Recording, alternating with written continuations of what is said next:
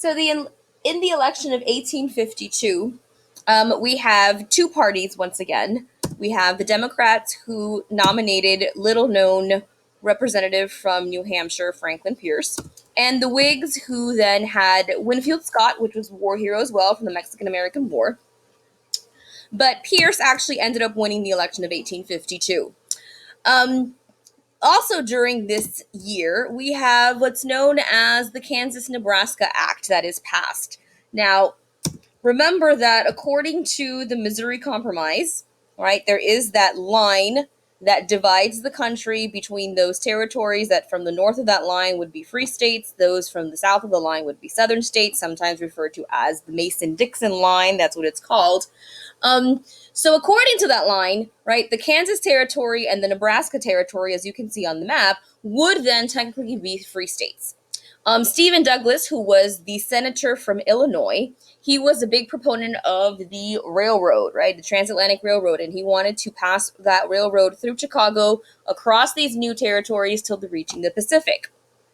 Now, he knew that the southern states would not be big fans of letting this pass with the Missouri Compromise invalid still because making these new territories free. So instead, he proposed the Kansas-Nebraska Act, where instead of having these two territories become free states automatically because of the compromise, it would be elected through popular sovereignty, therefore kind of negating or invalidating the Missouri Compromise.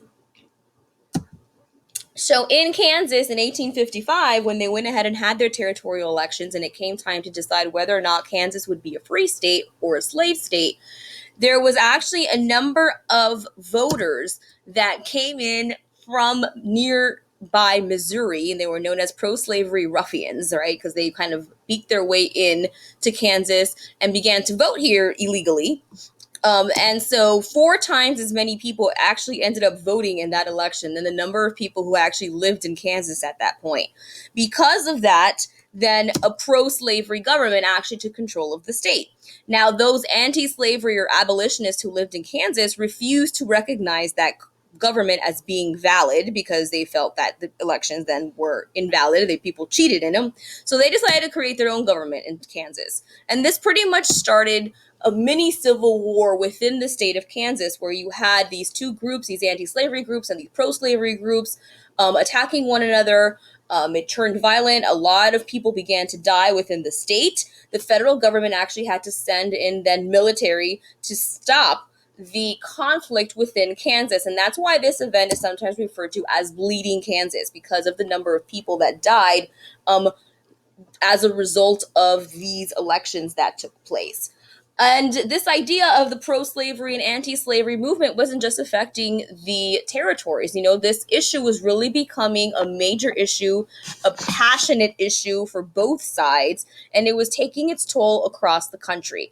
Not only here in the territories, but actually even in Congress, in government, because you had representatives who also began to debate the issue quite wholeheartedly, right? You had Charles Sumner of Massachusetts, who really criticized the people who were pro-slavery, right? And one of those people that he criticized was another one of these representatives from South Carolina, who was Andrew Butler.